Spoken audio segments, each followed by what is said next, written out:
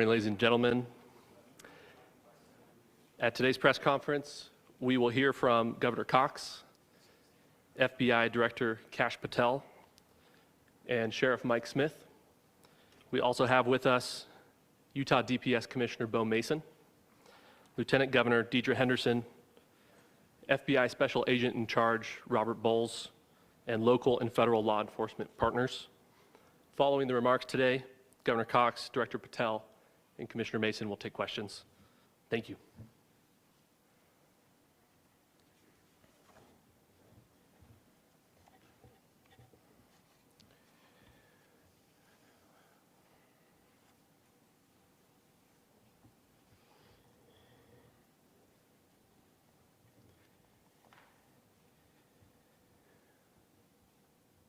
Good morning, ladies and gentlemen. We got him. On the evening of September 11th, a family member of Tyler Robinson reached out to a family friend who contacted the Washington County Sheriff's Office with information that Robinson had confessed to them or implied that he had committed the incident. This information was relayed to the Utah County Sheriff's Office and scene investigators at Utah Valley University. This information was also conveyed to the FBI. Investigators reviewed additional video footage from UVU surveillance and identified Robinson arriving on UVU campus in a gray Dodge Challenger at approximately 8:29 a.m. on September 10th, in which he is observed on video in a plain maroon t-shirt, light-colored shorts, a black hat with a white logo, and light-colored shoes. When encountered in person by investigators in Washington County on September 12th, in the early morning hours, Robinson was observed in consistent clothing with those surveillance images. Investigators interviewed a family member of Robinson who stated that Robinson had become more political in recent years. The family member referenced a recent incident in which Robinson came to dinner prior to September 10th, and in the conversation with another family member, Robinson mentioned Charlie Kirk was coming to UVU. They talked about why they didn't like him and the viewpoints that he had. The family member also stated Kirk was full of hate and spreading hate. The family member also confirmed Robinson had a gray Dodge Challenger. Investigators identified an individual as the roommate of Robinson. Investigators interviewed that roommate, who stated that his roommate, referring to Robinson, made a joke on Discord. Investigators asked if he would show them the messages on Discord. He opened it and showed several messages to investigators and allowed investigators to take photos of the screen as each message was shown by Robinson's roommate.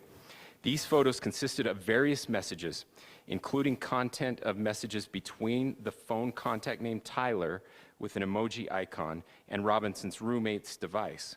The content of these messages included messages affiliated with the contact Tyler, stating a need to retrieve a rifle from a drop point, leaving the rifle in a bush, messages related to visually watching the area where a rifle was left, and a message referring to having left the rifle wrapped in a towel.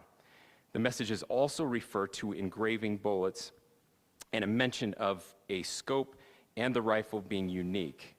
Messages from the contact Tyler also mentioned that he had changed outfits. I know there has been speculation as well as to the writing on those casings, those bullet casings, and I believe we have that as well. And I will share that with you now. So the area north of Campus Drive Road where the suspect crossed over, you saw some of that in the video that we released last night, consists of a grassy area with trees on the edge of the UVU campus.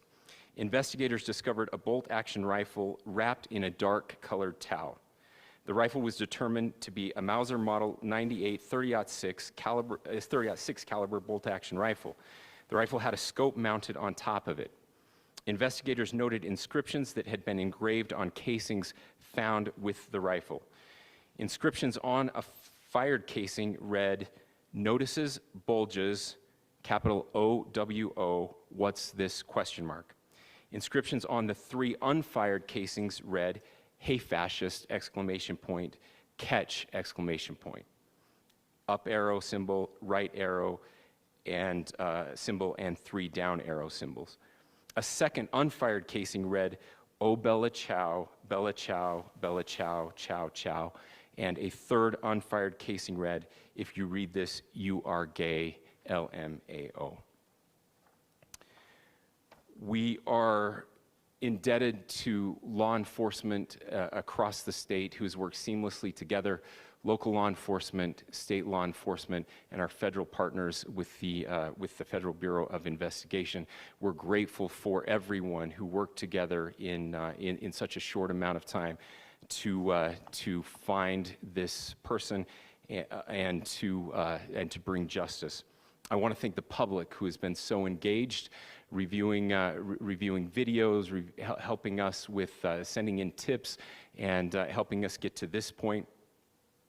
I want to thank the family members of Tyler Robinson who did the right thing in this case and were able to bring him into to law enforcement as well. I especially want to thank the family of Charlie Kirk, Erica, Charlie's parents, his children. I want us to be thinking of them as we bring justice in this case. They will be involved in that justice. We will be working very closely with them as we move through this process as well. This is a very sad day for our country, a terrible day for the state of Utah. But I'm grateful that at this moment we have an opportunity to bring closure to this very dark chapter in our nation's history. With that, I will now turn the microphone over to the Director of the FBI, Kash Patel. Thank you, Governor. This is what happens when you let good cops be cops. The FBI and our partners are proud to stand here today together to bring justice to the family of Charlie Kirk and honor his memory. I want to express my deep gratitude to President Trump, the Vice President, and the entire White House who have been so incredibly supportive with both resources and just personally to the FBI as a team. They had our backs the entire way, and I just want to express my gratitude for giving us the resources we need to operate in this space to bring this sort of justice at this sort of speed. In 33 hours, we have made historic progress for Charlie. Governor Cox, our partnership has been absolutely incredible these last few days. Our partnership will endure. Your state and local partners, your sheriffs, your DPS community has been unbelievably impressive in the hardest of times. And a case like this cannot be solved, cannot be brought without partnering with your state and local authorities. The FBI has a certain role to play, and we will play that role, and we will lead out for the federal government. But Governor Cox, we are so grateful for your state partnership that led out on this investigation. A little bit of the timeline. Charlie was shot at 12:23 p.m. on Wednesday. The first FBI agents arrived on scene in 16 minutes with chiefs of police at 12:39 and secured the scene. The FBI immediately launched fixed-wing assets. We utilized these assets to transport personnel, specialty technicians, hostage rescue teams. We also utilized these assets to go back and forth from the East Coast and here in Utah to transport forensic evidence and other evidence that will be analyzed and is being analyzed at our FBI laboratories in Quantico and other laboratories, including the ATF. At my direction, the FBI released the first set of FBI photos of the suspect at 10 a.m. local time on 9/11. Then, shortly thereafter, the FBI reward of $100,000 was released at 10:45 a.m. local. Myself and Deputy Director Bongino arrived on the scene at approximately 5:30 p.m. on 9/11. The governor led a press conference last night at approximately 8 p.m., where at my direction, the FBI released a never-before-seen video of the suspect. We also released new images to the public of the suspect. And just last night, the suspect was taken into custody at 10 p.m. local time. In less than 36 hours, 33 to be precise, thanks to the full weight of the federal government and leading out with the partners here in the state of Utah and Governor Cox, the suspect was apprehended in a historic time period. And I want to highlight what Governor Cox said. This would not have been possible without you, the media, and you, the public. That's why we went so public, so fast, and we're so transparent, and we're committed to that transparency. The crime scene, just a little bit there. It is a large crime scene. State and local authorities, along with federal authorities, process that crime scene quickly. And I even had the ability to walk through that crime scene and walk through the steps the suspect took to learn more about what was needed and what resources we needed to bear to create a full picture for the FBI and leadership back in Washington.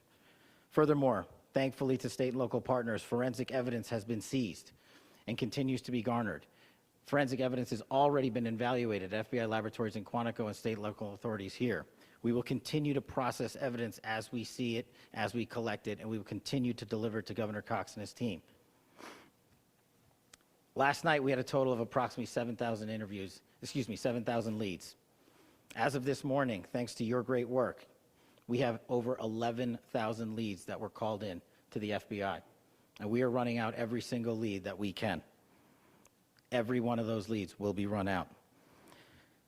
The arrest is a testament to the dedication of good law enforcement being great and partnerships in law enforcement, which I've tried to highlight as my tenure as the director of the FBI. There is no better relationship for law enforcement than the FBI to partner with state and local authorities, and you've seen it here in these last few days. The FBI Salt Lake field office, along with our offices in LA, Phoenix, Denver, San Antonio, Las Vegas, Pittsburgh, Buffalo, our headquarters component in Quantico, all participate in the FBI. I want to express my deep gratitude to the employees of the FBI, the men and women, the evidence response team tacticians, the special operators, the agents, the support staff. You have done monumental work in historic time when the public, who had a right to demand such an expeditious solving of an investigation, the FBI answered that call diligently, critically important to our nation, and we delivered. And I'm proud to be their leader, and I'm proud to be the director of the FBI. This is very much an ongoing investigation, as the governor said, and we will continue to work with state and local authorities to develop the investigation, to provide them the evidence they need for their ongoing prosecutions, and we will be here to answer every call they absolutely have, as long as it takes, for as long as we need to find and apprehend whatever suspects were involved in this crime. Lastly, to my friend Charlie Kirk, rest now, brother. We have the watch, and I'll see you in Valhalla.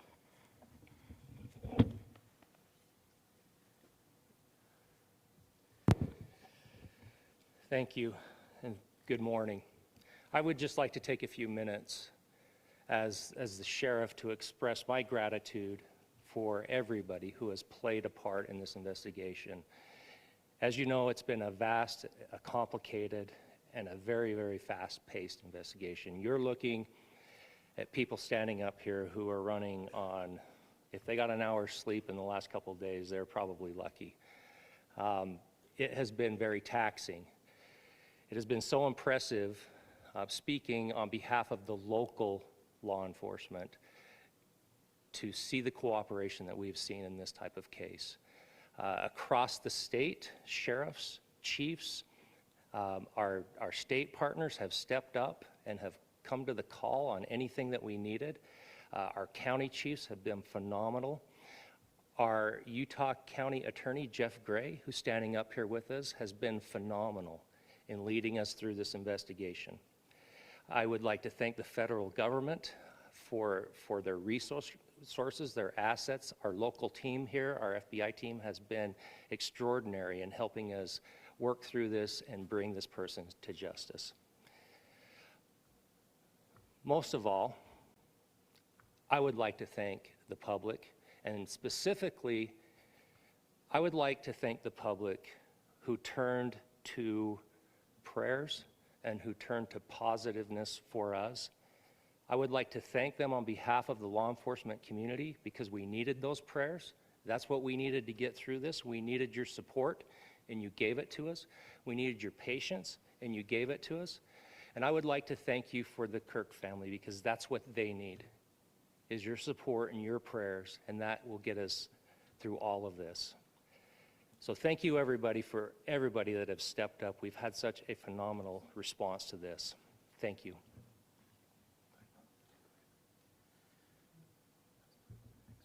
I also want to give a special thanks to the Attorney General and the Department of Justice. Their unwavering support and their commitment to justice is shown true here. And without AG Bondi and Deputy Attorney General Todd Blanche and the resources they brought to bear, we would not have been able to complete our mission. And I just want to say special thanks. It's an honor to be a part of the Department of Justice. Thank you again to our incredible law enforcement team who has worked so hard. Sheriff, I got a solid 90 minutes last night, so I'm probably the most well-rested person up here.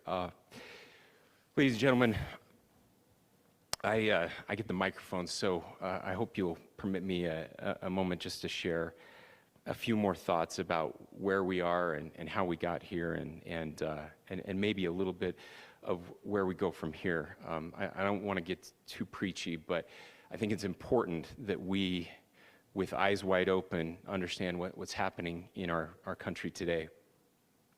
I've heard people say, well, why are we so invested in this? There's violence happening all across our country, and violence is tragic everywhere, and every life taken is a child of God who deserves our love and respect and dignity. This is certainly about the tragic death, political assassination of Charlie Kirk.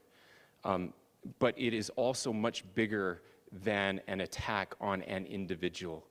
It is an attack on all of us. It is an attack on the American experiment. It is an attack on our ideals. This cuts to the very foundation of who we are, of who we have been, and who we could be in better times. Political violence is different than any other type of violence for lots of different reasons. One, because in the very act that Charlie championed of expression, that freedom of expression that is enshrined in our founding documents, in having his life taken in that very act, makes it more difficult for people to feel like they can share their ideas, that they can speak freely. We will never be able to solve all the other problems, including the violence problems that people are worried about, if we can't have a clash of ideas safely and securely. Even, especially those ideas with which you disagree. That's why this matters so much. Over the last 48 hours, I have been as angry as I have ever been, as sad as I have ever been. And it was, as anger pushed me to the brink, it was actually Charlie's words that pulled me back. I'd like to share some of those, and specifically right now, if I could, I need to talk to the young people in our state, in my state, and all across the country. As President Trump reminded me, he said, you know who really loved Charlie? The youths. And he's right. Young people loved Charlie, and young people hated Charlie. And Charlie went into those places anyway. And these are the words that have helped me. Charlie said, when people stop talking, that's when you get violence. He said, the weak can never forgive. Forgiveness is the attribute of the strong. The only way out of the labyrinth of suffering is to forgive. Welcome without judgment, love without condition, forgive without limit. He said, always forgive your enemies. Nothing annoys them so much. A few months ago, I referenced this last night, Charlie posted to social media, when things are moving very fast and people are losing their minds, it's important to stay grounded. Turn off your phone, read scripture, spend time with friends, and remember, internet fury is not real life. It's going to be okay. He again said, when you stop having a human connection with someone you disagree with, it becomes a lot easier to commit violence.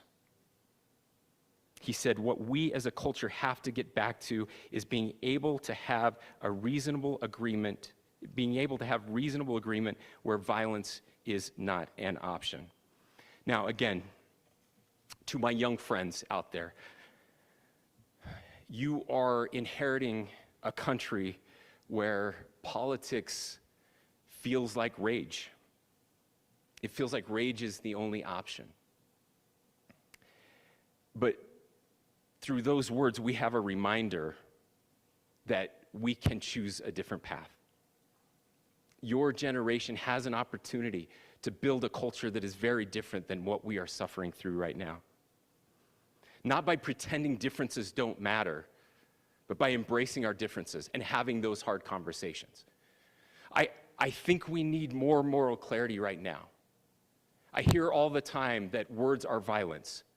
Words are not violence. Violence is violence. And there is one person responsible for what happened here. And that person is now in custody and will be charged soon and will be held accountable. And yet, all of us have an opportunity right now to do something different. I want to thank my fellow Utahns. This bad stuff happens. For 33 hours, I was praying that if this had to happen here, that it wouldn't be one of us. That somebody drove from another state, somebody came from another country. Sadly, that prayer was not answered the way I had hoped for, just because I thought it would make it easier on us if we could just say, hey, we don't do that here. And indeed, Utah is a special place. We lead the nation in charitable giving. We lead the nation in service every year. But it did happen here. And it was one of us. But I want you to look at how Utahns reacted the last 2 nights. There was no rioting. There was no looting. There were no cars set on fire. There was no violence. There were vigils and prayers and people coming together to share the humanity. And that, ladies and gentlemen, I believe is the answer to this. We can return violence with violence. We can return hate with hate. And that's the problem with political violence, is it metastasizes. Because we can always point the finger at the other side. And at some point, we have to find an off-ramp, or it's going to get much, much worse. But see, these are choices that we can make. History will dictate if this is a turning point for our country. But every single one of us gets to choose right now if this is a turning point for us. We get to make decisions. We have our agency. And I desperately call on every American, Republican, Democrat, liberal, progressive, conservative, MAGA, all of us to please, please, please follow what Charlie taught me. I'll just conclude with words I share often from a friend and author, Yuval Levin, who was asked if he was optimistic about our country. And he said, I'm not optimistic. He said, I hate optimism. Like, that sounds bad. But he said, optimism is a vice. It's this idea that good things are just going to happen. And he said, in the history of the world, good things have never just happened. He says, I'm not optimistic, but I am hopeful. And hope is the virtue that sits between the vices of optimism and pessimism. Hope is the idea that good things are going to happen because we can make them so. I still believe in our country. And I know Charlie Kirk believed in our country. I still believe that there is more good among us than evil. And I still believe that we can change the course of history. I'm hopeful because Americans can make it so. Ladies and gentlemen, we're happy to answer any questions you might have. Governor, can you please speak to whether the suspect is speaking with authorities and his demeanor, Tyler Robinson, when he turned himself in? I cannot speak to that right now.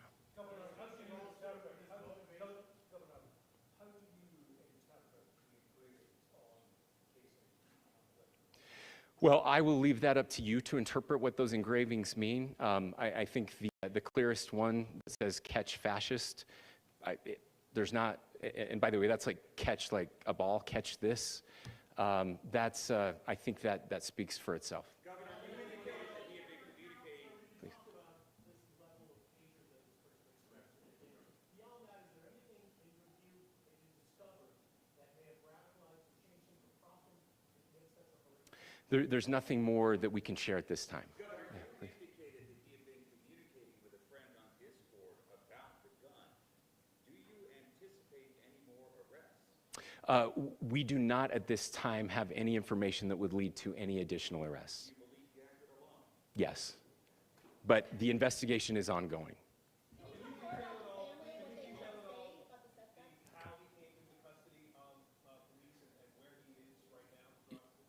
Yes, so right now, Mr. Robinson has been booked into the Utah County Jail. You heard the president this morning report that he was taken into custody, that his family and a friend helped to deliver him into custody of law enforcement in Washington County. For those of you that don't know where Washington County is, it is the southwesternmost part of the state of Utah. It's about a 3.5 to 4 hour drive from here, where we are right now, and that's where he lived and where they turned him in. Please, go here. I can't share any more than what I've already shared. Yeah.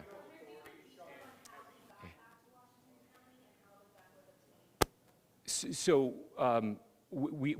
how we obtained the gun was found here. So I don't have much more details on that. We do know that he drove. We had his car here on campus, and then we had his car going south back to the St. George. It's actually the city of Washington in Washington County. Is he talking with authorities and did he discuss a motive? I'm sorry? We don't have any information that would lead us to believe that. Yes, in fact, it was just released. Yes. Talking with authorities and did he discuss a motive? I can't answer that right now. Yeah, thank you. Over here.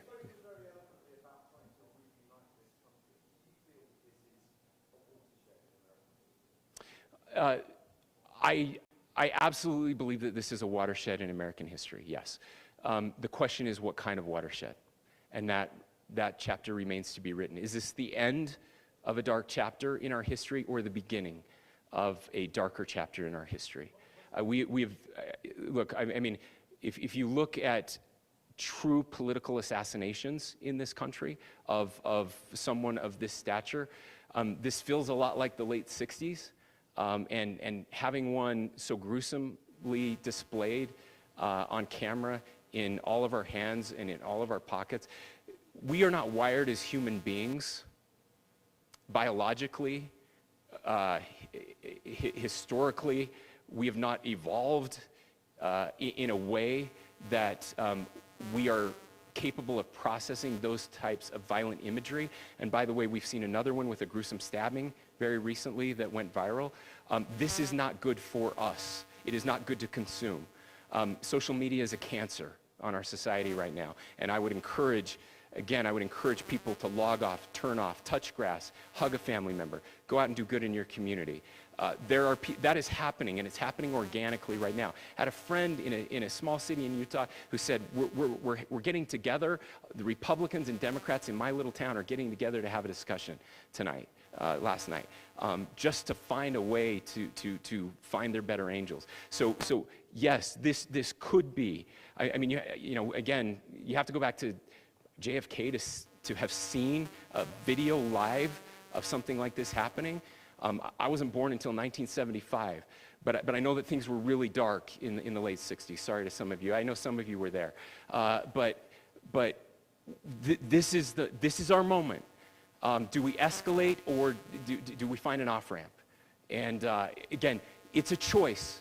It's a choice, and every one of us gets to make that choice. Two more questions right here. Could we clarify that the release of those enhanced images at 8 p.m., the timeline that Director Patel gave us, led to the arrest at 10 p.m.? Is there a direct connection between those two events? I cannot comment if there is a direct connection or not, but all I can say is that through some process, the family came to know that this had happened.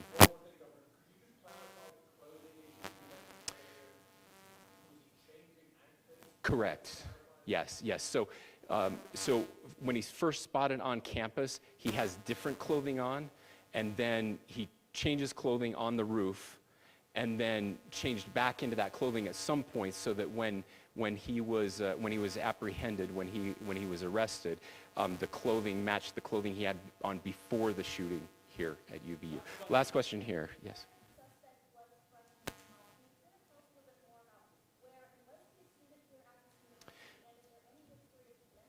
Yeah, I don't have any information on the mental illness part. He was not a student here at UVU. He was living and had lived for a long time with his family in Washington County, in the southernmost part of our state. Thank you, everyone, for your great work in getting this information out. I will just say, process-wise, this may be important. I know many of you aren't familiar with the process in Utah. I think it's important that you understand that. Basically, we have 3 days for charging documents to be filed.